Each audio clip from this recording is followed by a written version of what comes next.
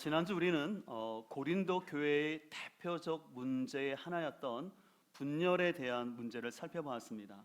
사도 바울은 분열에 대한 처방으로서 분쟁의 말이 아닌 하나됨을 위한 말과 마음을 가지라고 권면하면서 아볼로파니, 게바파니, 바울파니 그렇게 하면서 사람에게 매이지 말고 오직 하나님께, 특별히 십자가의 복음에 집중해야 될 것을 제시했습니다. 이제 오늘은 고린도 교회 분열의 문제에 이어서 또 다른 중요한 문제의 하나였던 성적인 타락과 관련된 말씀을 나누고자 합니다.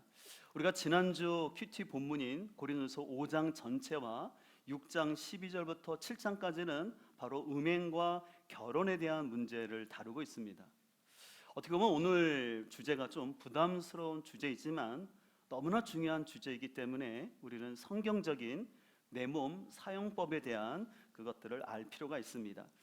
2018년도 검찰청 자료를 보면요, 우리나라 범죄 중에서 주요 범죄의 추이를 보면 2000년부터 2018년 사이에 강도는 7분의 1 수준으로 줄었고요, 살인 역시 최근에는 감소하였다라고 했습니다. 그러나 같은 기간 안에 성폭력은 4.2배나 증가했다고 합니다. 무엇보다 여러분들 최근 논란이 되고 있는 엠번방 사건을 비롯하여서 인터넷상에서 벌어지고 있는 특별히 어린 청소년들을 대상으로 한 범죄들은 너무나 상상 외로 급속도로 퍼져나가고 있는 안타까운 현실 속에 있습니다. 그런데 이런 성적인 문제는요, 단순히 개인의 윤리 도덕적인 차원을 넘어서 그것은 한 가정 또 사회, 더 나아가서는 우리 신앙생활에 아주 중요한 영향을 미치기 때문에 우리는 우리 몸에 대한 다른 이해가 필요합니다. 그렇기 때문에 오늘 사도 바울은 고린도 교회에서 발생한 음행의 문제를 이렇게 5장부터 7장에까지 공개적으로 언급하는 역시 이 성적인 문제가 단순히 개인의 문제가 아니라 그것은 교회와 하나님 나라의 거룩함과 사명 감당에 지대한 영향을 미치기 때문에 이 문제를 공개적으로 다루고 있는 것을 볼 수가 있습니다. 그래서 저는 오늘 본문을 중심으로 몸의 절제가 능력입니다 라는 제목으로 가지고 하나님께서 우리에게 주신 이 몸을 어떻게 잘 관리해야 될지 하나님께 주시는 교훈을 함께 살펴보고자 합니다. 우리는 먼저 세속적인 슬로건을 잘 분별해야 되는데요, 여기서 세속적 슬로건이라는 것은 뭐냐면 말씀에서 벗어난 세상 사람들이 추구하는 왜곡된 가치관을 말하는 것입니다. 여러분들 볼펜 있으신 분들은 먼저 12절과 13절에 밑줄을 쳤으면 좋겠는데요, 12절에 모든 것이 가하나, 그 다음에 13절에 음식은 배를 위하여 있고 배는 음식을 위하여 있으나, 거기다 밑줄을 치거나 아니면 따옴표를 하셨으면 좋겠어요. 이 말은 뭐냐면 사도 바울이 직접 한 말이 아니라 고린도 사회에서 사람들이 사용하는 그 슬로건, 구호를 그대로 인용하는 것이었습니다. 먼저 12절을 보게 되면 모든 것이 가하나라는 말은 어떤 뜻이냐면 고린도 사람들은 나는 무슨 일이든지 내 마음대로 할 자유가 있다라고 말하는 것이었습니다. 이 고린도 사람들은요, 당시의 헬라의 자유 개념을 오용하여서 그들은 자기 마음대로 사는 것이 자유라고 착각을 했습니다. 더 나아가서 13절에 말하는 음식은 배를 위하여 있고 배는 음식을 위하여 있다라는 말은 여기서 음식은 바로 성을 말하는 것으로서요, 우리 몸이 존재하는 것은 성욕을 해소하기 위해서 있다라고 얘기하면서 사람이 배고플 때 식욕을 해소하는 것처럼 우리 몸은 이 성적인 욕구를 해소하기 위해서 만들어졌다라고 하면서 성적인 관계를 갖는 것은 아무런 문제가 안 된다고 그들은 생각을 했습니다. 특별히 당시 고린도 교회는 우리가 첫째 주에 살펴본 것처럼 아프로디테 신전을 중심으로 해서 그들은 음식과 음행이 결합된 형태의 만찬을 진행하면서 음란한 행동들을 했는데 그것들이 고린도 교회에도 영향을 미치게 되었습니다. 또 당시 로마 법에 의하면요, 매춘을 허용을 했으며 남녀 귀족 사이의 음행만 금지하고 어떤 노예나 창녀와 성관계를 갖는 것은 괜찮다라고 얘기했습니다. 또 당시 헬라의 사상가들은요, 결혼 밖에서의 성관계 역시도 다른 사람을 구속하지만 않는다면 그것은 나쁘지 않다라고 합리화시켰습니다. 그래서 이런 고린도 사회의 슬로건과 가치관 속에 영향을 받은 고린도 교인 중에는 어떤 생각을 하는 사람이 있었냐면, 심지어 마지막 날 되면 우리 육체는 다 썩어지고 없어질 거기 때문에 내가 육체를 가지고 죄를 범한 것은 다 사라지기 때문에 그것은 별 문제가 없다라고 생각하는 사람들도 있었습니다. 이처럼 고린도 교회는 이 성에 대한 왜곡된 가치관을 가지고 살았습니다. 근데 오늘날도 마찬가지인 것 같습니다. 우리 사회에서도 성에 대한 왜곡된 슬로건들과 구호들이 참 많은 것을 볼 수가 있습니다. 여러분 19금이라고 들어보셨죠? 그래서 성인이 되는 19세 이상만 된다면 성에 대해서 자유롭게 말하고 즐기는 것은 문제가 아니다라고 생각을 합니다. 또 요즘 우리 학생들에게도 성적 자기결정권이라는 얘기를 많이 합니다. 우리 어르신들은 잘 익숙하지 않은 단어인데요, 이 성적 자기결정권이라는 것은 어떤 의미냐면, 스스로 선택한 인생관 따위를 바탕으로 사회 공동체 안에서 각자의 성적 가치관을 확립하고 사생활 영역에서 스스로 내린 성적 결정에 따라 자기 책임하에 상대방을 선택하여 성관계를 가질 수 있는 권리라는 뜻으로서 잘 보면 나쁜 것은 아니에요, 올바로 교육한다면. 근데 문제는 여러분들 이 성적 자기결정권의 나이가 몇 살인 줄 아십니까? 13세예요. 13세가 되기 때문에 형법상으로 13세 이상이면 미성년자라 할지라도 자기 결정하에 성관계를 가졌다 했을 때 그것을 법으로 단죄할 수 없다라고 말하는 것입니다. 특별히 요즘 우리 사회에서는 남녀 간의 성은 동등하다라는 양성평등을 넘어서 이 양성평등을 성평등이라고 교묘히 말을 바꾸는 풍조가 나타나고 있습니다. 제가 지난 화요일 날 기사를 하나 읽었는데 다음과 같은 기사가 실렸습니다.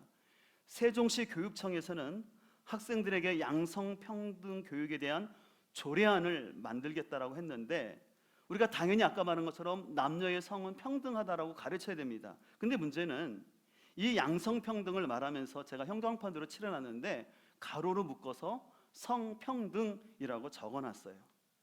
여기서 말하는 성평등이라는 것은 뭐냐면, 동성애자든지 아니면 양성애자든지 아니면 성전환을 한 사람이든지 간에 다양한 성적 취향에 따라서 자기가 결정한 성에 대해서는 비난하지 말고 서로 존중해야 된다. 그것이 인권이고 민주 시민이라는 그런 내용입니다. 여러분들, 이런 것들이 우리 학생들이 학교에서 배우게 된다면 우리 자녀들은 성에 대해서 왜곡된 가치관을 갖게 되고요, 국가의 근간인 가정이 무너지는 엄청난 일이 발생할 수 있습니다. 또 우리 학생들이 자주 보는 예능 프로 같은 데를 보더라도 연예인들이 나와서 혼전 관계한 것을 마치 자랑스럽게 얘기하는 그런 부분에 대해서도 우리는 조심을 해야 합니다. 그렇기 때문에 오늘 사도 바울은 12절 이하에서 이렇게 말합니다. 누구나 나는 무슨 일이든지 할 자유가 있다라고 말할 수 있습니다. 그러나 무슨 일이든지 해서 다 유익한 것은 아닙니다. 몸은 음행을 행하라고 있는 것이 아니라 주님을 섬기라고 있는 것입니다 라고 얘기합니다. 오늘 사도 바울은 말합니다. 우리가 자유가 있는 건 맞습니다. 그러나 그 자유가 있다고 해서 자기 마음대로 하는 것이 결코 자유는 아니다라고 말하는 것이죠. 그러나 안타깝게도 고린도 교인들은요, 이 자유의 개념을 잘못 오용했습니다. 이번에 코로나19 사태를 겪으면서 우리가 흔히 말하는 선진국이라 하는 미국과 또 유럽 사회에서 개인의 자유를 강조하면서 나는 마스크를 쓰지 않겠다, 나는 개인의 자유가 중요하기 때문에 사회적 거리를 안 두겠다라는 그런 양상으로 인해서 여러분들 알다시피 6월 5일 기준인가요? 미국은 벌써 11만 명이 사망을 했어요. 1000명도 아니고 10,000명도 아니고 11만 명이 사망한 거예요. 그리고 앞으로 연구 결과에 의하면 9월 달쯤 되면 20만 명 이상이 사망할 수 있다라는 그런 조사도 나왔습니다. 어떻게 보면 무질서에 가까운 그들의 잘못된 자유의 개념으로 인해서 많은 사람들이 피해를 당하고 있음에도 불구하고 그들은 계속해서 자유의 이념만을 외치는 안타까운 모습을 보면서 오히려 우리 사회가 훨씬 더 성숙한 사회임이 많은 사람들을 통해서 검증이 된 것을 알 수가 있습니다. 그래서 오늘 사도 바울은 13절에서 말합니다. 우리의 몸은 음행을 하라고 주님께서 주신 것이 아니라 주님을 섬기라고 주신 것이라고 얘기를 합니다. 그렇기 때문에 우리는 우리 자신과 우리 자녀들에게 세상의 슬로건을, 구호를 잘 분별하고 하나님의 기준이 무엇인지를 우리는 잘 가르쳐야 할 줄 믿습니다. 그래서 여러분 로마서 12장 2절을 보면 너희는 이 세대를 본받지 말고라고 말하고 있는데, 우리가 이 세상의 유행이나 그런 걸 전혀 하지 말라는 것이 아니라 여기서 본받지 말라는 것은 뭐냐면 길들여지지 말고라는 뜻이 있어요. 세상의 잘못된 슬로건과 성의 가치관에 길들여져서 그렇게 살아가지 말라라고 오늘 사도 바울은 얘기하는 것이죠. 이런 차원에서 올해 2월에 서울의대에서 열린 성과학연구협회에서 문지호 의사는 아까 제가 말씀드렸던 성적 자기결정권은 순결을 지키는데 사용해야 한다라고 얘기를 하면서 좀 아주 다음과 같은 중요한 말을 했어요. 좀 길지만 우리 학생들도 있고 또 너무 중요한 내용이기 때문에 잠깐 그대로 옮겨 보겠습니다. 성교육이라며 개방된 성에 관해 과다한 정보를 제공한다면 미성숙한 청소년들의 뇌에 혼란만 일으키게 된다.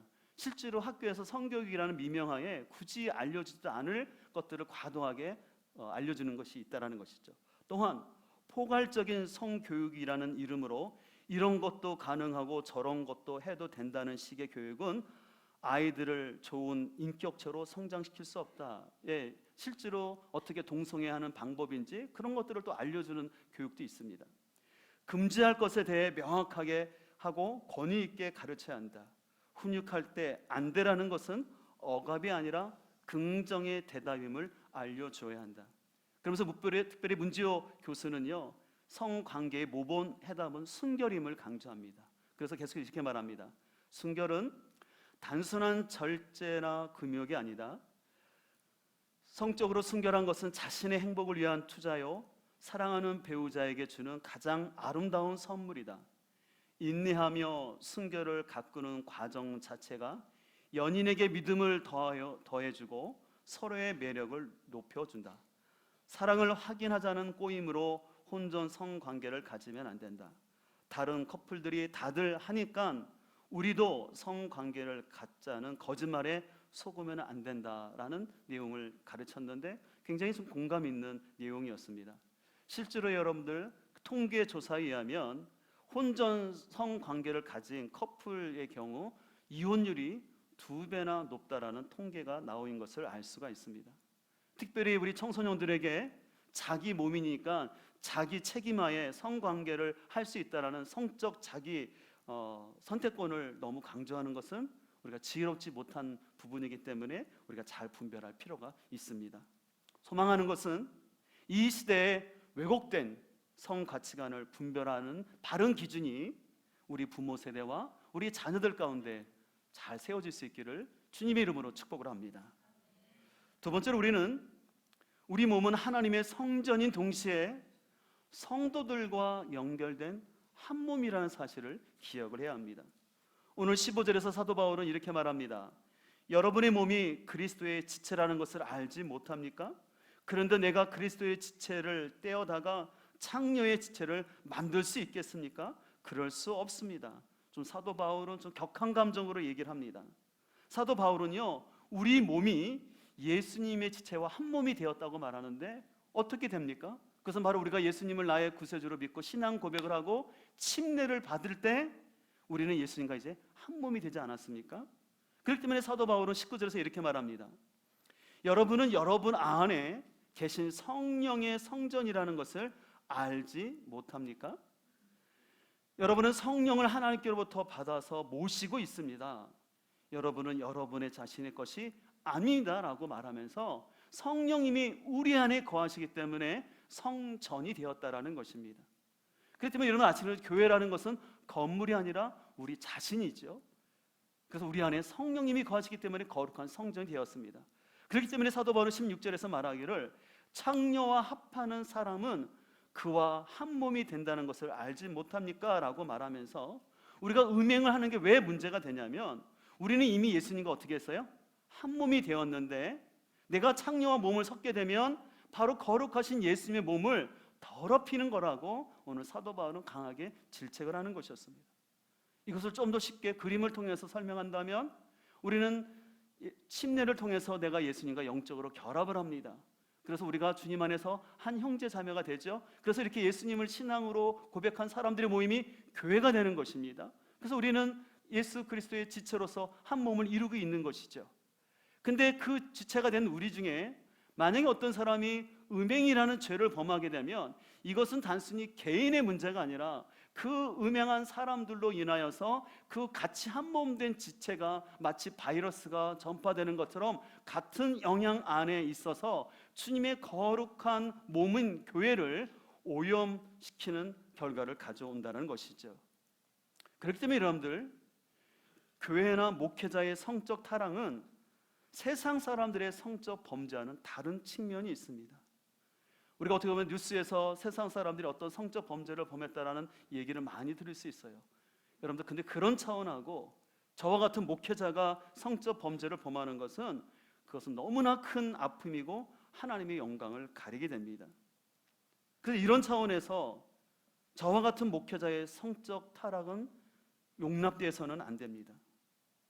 우리 주님께서는 우리의 모든 죄를 용서하시고 회복시키시지만 만약에 저와 같은 목회자가 성적으로 타락한다면 그것은 공동체에 씻을 수 없는 아픈 못자국을 남기기 때문에 그렇습니다.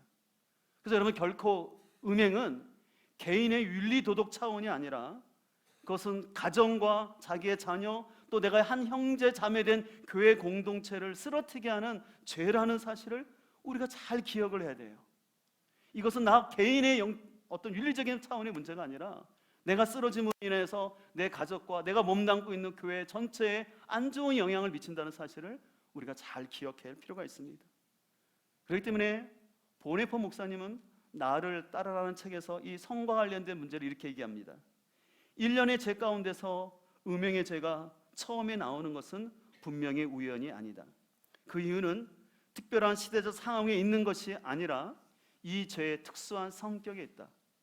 음행의 죄 안에서는 스스로 하나님처럼 되려고 하고 생명의 창조주가 되려고 하며 섬기기보다는 지배하려고 하는 아담의 죄가 다시 살아난다.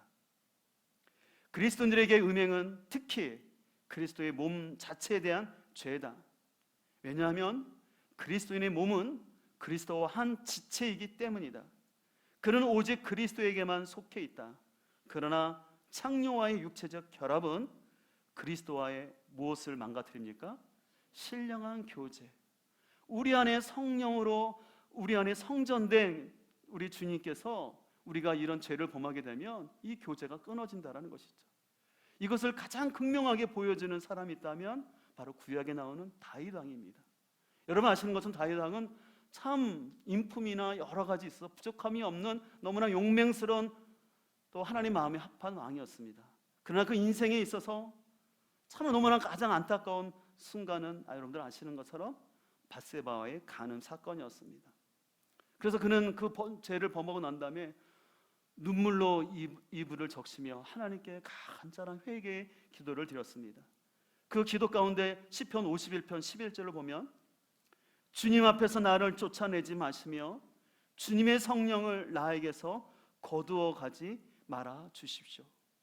오늘 다윗은 자신의 죄를 고통 가운데 회개하면서 그가 간절히 하나님께 구했던 것이 있어요. 그가 가장 두려워했던 것은 뭐냐면 나의 죄로 인하여서 하나님과 관계가 끊어지는 거예요.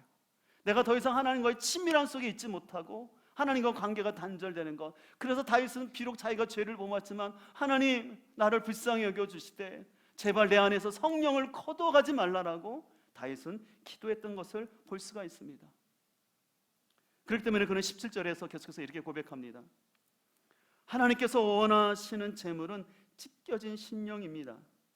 오 하나님, 주님은 찢겨지고 짓밟힌 마음을 멸시하지 않는 분이라고 말하면, 그러면서 18절 주님의 은혜로 시온을 잘 돌봐주시고 예루살렘 성벽을 견고히 세워주십시오. 저는 시편 51편을 묵상하다가 다윗이 자신의 죄 때문에 회개의 기도를 하다가 왜 갑자기 시온과 예루살렘 얘기를 했는지 좀 의아했어요. 근데 제가 이 고린도서 6장을 보면서 이 해답을 찾았어요. 다윗은요, 자신의 죄가 단순히 하나님과의 관계뿐만 아니라 자신은 왕으로서 자신의 넘어짐 때문에 그 이스라엘 공동체와 그 백성들이 겪어야 될 아픔을 봤다는 것이에요. 그래서 하나님, 비록 나의 죄 때문에 나의 실수이고 나의 연약함이지만 그로 인하여서 이 백성들 이스라엘이 하나님 앞에 세워지는데 걸림돌 되지 않기를 원하오니 하나님 나의 죄를 용서해 줄 뿐만 아니라 다시 이 이스라엘 백성이 온전히 하나님 앞에 나와서 예배 드릴 수 있도록 은혜를 베풀어 달라고 공동체를 위해서 기도하는 것이었어요. 우리 여기서 중요한 영적인 진리를 발견합니다. 우리의 몸은 단순히 나의 것만이 아니라 주님의 몸이면서 동시에 성도들과 하나로 엮여진 공동체라는 사실입니다. 그래서 우리가 이 사실을 알 때 우리는 우리의 죄의 유혹을 좀 더 능동적으로 극복하며 나아가길 소망합니다. 더 나아가서 우리는 혹시 내 자신과 다른 지체의 넘어짐을 봤을 때 그것을 결코 비난하는 것이 아니라 어떻게 보면 내가 그를 더 사랑하지 못하고 그를 돌보지 못함으로 인하여서 그와 같은 죄 가운데 넘어졌음을 안타까워하면서 그 영혼의 회복을 위해서, 또 그 영혼의 회복뿐만 아니라 그 가정과 또 그 공동체의 회복을 위해서 우리는 함께 기도해야 됩니다. 우리 그리스도인들이 가져야 할 자세는 뭐냐면 결코 다른 사람을 향해서 정죄하는 것이 아니라 궁일한 마음을 가지고 그 넘어진 자리에서 함께 울어지는 거예요. 그리고 서로 붙잡아주면서 하나님이 이 죄로 인한 그 상처가 빨리 회복되어지고 이 어떤 그 상황 속에서 더 온전히 회복해달라고 우리가 함께 기도하며 나갈 때 그 가운데 하나님이 우리와 함께하여 주사 그 아픔들을 더 속히 치유할 줄 믿습니다.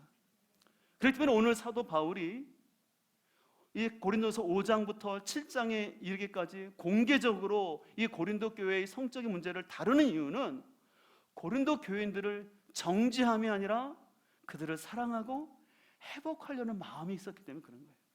여러분, 만약에 사도 바울이 고린도 교회를 사랑하지 않았다면 이런 문제가 있을 때 너무 부끄럽고 창피해서 아예 무시하고 덮어놓고 그냥 지나갈 수 있었을 것이에요. 그런데 사도 바울은 그 고린도 교회와 성도들을 너무나 사랑했어요. 그래서 그들이 회복되어야 되기 때문에 부담스럽지만 자신의 편지가 분명히 공개되어지고 사람들이 알 수 있는 내용이지만 이것을 함께 나누는 거예요. 여러분, 사도 바울의 마음을 우리가 기억했으면 좋겠습니다. 사도 바울은 고린도 교회가 너는 이렇다라고 정죄하려는 것이 아니라 그들을 회복하려는 마음을 가지고, 그리고 그 공동체가 죄 가운데 더 이상 넘어지지 않기 위해서 오늘 어렵지만 이 편지를 보내는 거고, 실은 사도 바울이 첫 번째 보냈던 편지에서도 다뤘던 문제가 이 성과 관련된 문제였습니다. 사도 바울은 회피하지 아니하고 정면 돌파를 하는 거예요. 그것은 그 교인들을 사랑하고 회복하는 마음이 있기 때문에 그렇습니다. 근데 이것은 사도 바울의 마음이 아니라 우리 하나님 아버지의 마음입니다. 우리 하나님께서는 우리가 죄를 범하고 넘어졌을 때 그래 너 그것밖에 안 되니라고 정죄하시는 분이 아니라 우리의 넘어짐을 안타까워하시며 우리를 회복시켜서 우리가 다시 공동체 가운데 세워져서 하나님 나라를 이뤄가기를 원하시는 것이 하나님의 마음인 줄 믿습니다. 자, 그런 차원에서 제가 예전에 읽었던 복음이 울다라는 책 내용이 좀 생각났는데요. 그 복음이 울다 후반부에 보게 되면 이 데이비 플랫 목사님이 그 히말라야 산맥 그 부근을 트레킹하면서 너무 충격적인 사건을 보게 됐는데, 그 히말라야 산맥 주변에 사는 너무나 가난한 사람들이 제대로 자녀들을 키울 수가 없어서 어린 소녀들을 초등학교나 중학교 초에 되는 학생들을 도시에 팔아서 성매매 가운데 팔고 있는 너무나 안타까운 현실을 보게 되었어요.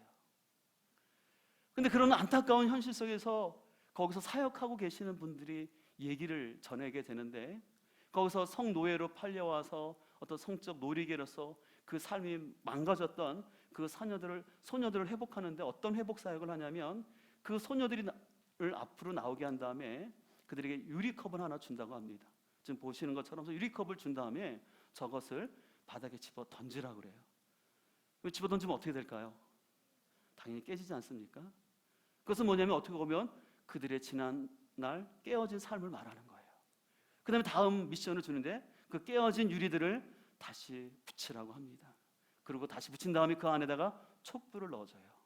그렇게 되면 어떻게 되냐면 다음 사진에 있는 것처럼 이렇게 빛이 비춰지는 거예요. 그 조각난 유리 조각을 다시 주워 담아서 붙여서 거기다 빛을 넣었을 때, 촛불을 넣었을 때 그 갈라진 틈에서 새로운 빛이 나오는 것이었습니다. 저는 이 방법이 너무나 성경적이라고 저는 생각이 듭니다. 그곳에 온 사녀들은 어떻게 보면 자이든 타이든 다른 사람에 의해서 자신의 삶이 또 자신의 몸이 깨어진 인생이에요. 근데 그 상처난 깨어진 인생일지라도 우리 주님께 나오면 그 예수 그리스도의 보혈이 그 상한 마음과 육체를 회복하여 주시고 오히려 더 아름다운 빛을 낸다는 사실입니다. 여러분들 깨어진 유리창이라는 얘기 들어보셨죠? 이게 범죄학에서 나오는 건데요. 어떤 건물에 깨어진 유리창이 있어요. 그러면 그것을 방치하지 않습니까? 그러면 사람들이 거기다 오물과 휴지를 더 버리게 되고, 그러면 더 그것이 더 지나치게 되면 그 건물 안에서는 강도나 강간 사건이 더 발생한다는 것이죠. 실제로 뉴욕 시장이었던 줄리아니 시장은 그 이 이론을 바탕으로 해서, 여러분들 뉴욕은 굉장히 범죄로 유명한 도시예요. 여러분 뉴욕 가시면 지하철을 한번 타보시기 바랍니다. 지금 많이 깨끗해졌지만 옛날에는 뉴욕 지하철이 이루 말할 수 없이 웬만한 사람 타지 못할 정도로 낙서가 많이 되었어요. 그래서 줄리아니 시장인가 그분이요, 낙서를 지우기 시작하고 그 한란가를 청소하기 시작할 때 사람들은 그게 뭐 하는 짓이냐, 그게 한다고 범죄율이 줄어들 거냐라고 했는데 아니에요. 그것을 치우고 하니까 뉴욕의 그 범죄율이 감소됐다라는 통계가 나왔어요. 우리 인생을 살다 보면 자이든 타이든 원치 않게 우리 인생이 깨어질 수가 있어요. 아픔을 겪을 수가 있어요. 근데 중요한 건 깨어졌다고 방치하지 말라라는 것입니다. 깨어졌다고 포기하지 말라라는 것입니다. 그 깨어진 상황에서 주님께 나오는 것이에요.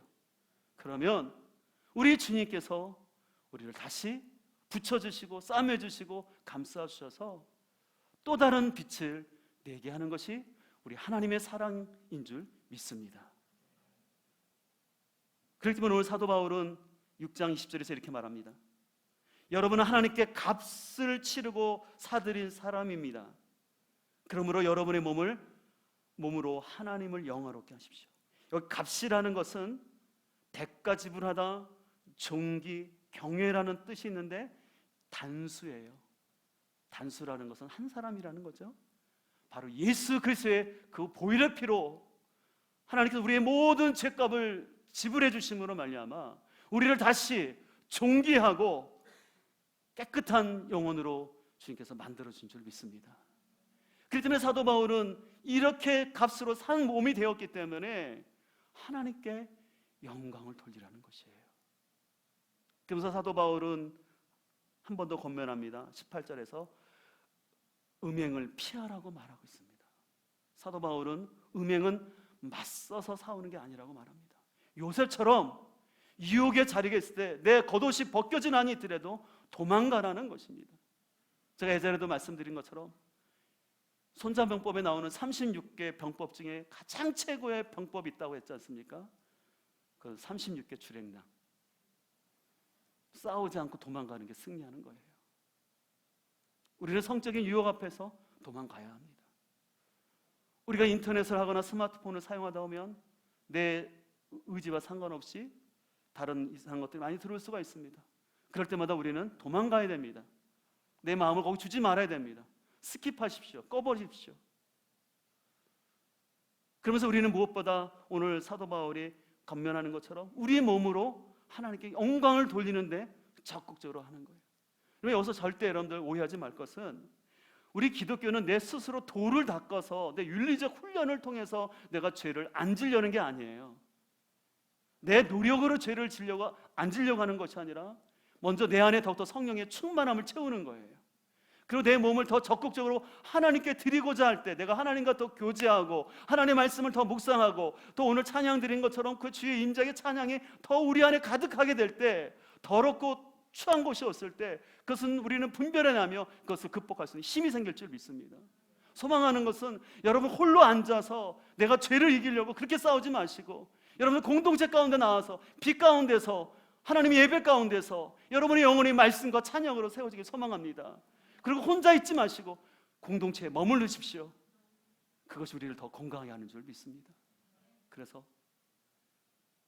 우리 힘으로 이 성적인 죄를 이기려 하지 마시고 더 우리 몸을 주님께 드려서 공동체 가운데 함께 합류하고 봉사하고 함께 교제하면서 그리스도의 아름다운 몸을 우리가 함께 이뤄가길 소망합니다. 우리 주님께서는 우리가 어떤 죄를 범하였든지 용서하시고 다시 회복하여서 그리스도의 형상을 이루시려는 것이 하나님의 본심임을 기억하면서 우리가 주님 앞에 나오는 우리 모두가 될 수 있기를 간절히 소망합니다.